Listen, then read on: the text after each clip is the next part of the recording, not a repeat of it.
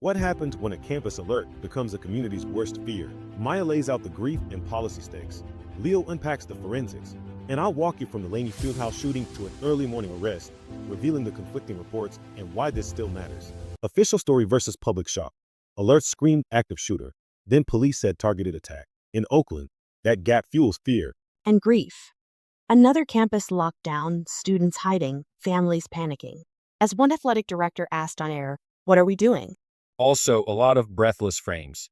TV crawls said active shooter, some streams said shot in the head, and the suspect was still out there. We needed facts. Here's the verified timeline.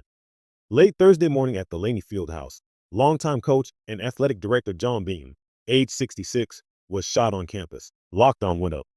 Officials quickly clarified it was not an active shooter. Beam was rushed to the hospital in critical condition. A player told reporters, "I was shocked. It did not feel real, a surreal moment." Mayor Barbara Lee called him a giant in Oakland and a lifeline for thousands. Police called it very targeted. Assistant Chief James Beer said the suspect and Beam knew each other, but were not close. Investigators reviewed video, then tracked the man to a Bay Area rapid transit station. Early Friday, about 3 to 3:15 in the morning, officers arrested 27-year-old Cedric Irving Jr. in San Leandro without incident and recovered a firearm that matched casings at the scene. At the hospital, former and current players packed the halls. You heard tough love and always there. That is a social safety net, not just a football program. On a live stream, a former mayor and ex-chancellor who helped hire Beam praised his second chances and wondered if a cut player was involved. That is raw grief talking. We should not build theories on it. And there are wrinkles. Some reports say a head wound, others just gunshot wounds. Arrest time is early morning, about 3 or 3:15. Location names vary but point to the same complex. Police say Irving did not attend or play for Laney. His brother says Irving once practiced with the team.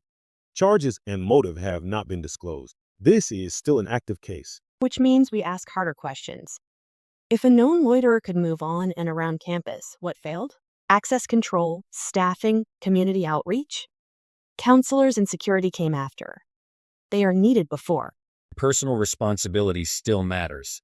One person chose violence. The rest of us can help by cooperating with detectives.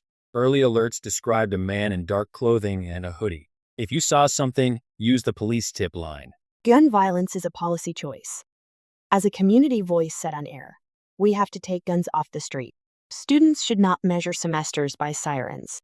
Beam's legacy spans decades, from Skyline titles to Laney's rise and Last Chance U. On Friday morning, the chief announced Beam had died. Tributes poured in from former players and local leaders. Media should own its stumbles. Early labels create panic and stick around online. Do the updates with the same volume and give the family the privacy the mayor asked for.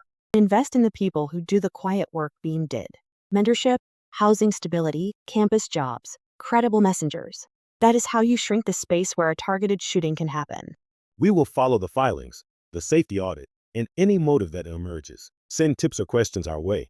Next, we break down the surveillance trail to the transit station and the gaps in campus access that remain.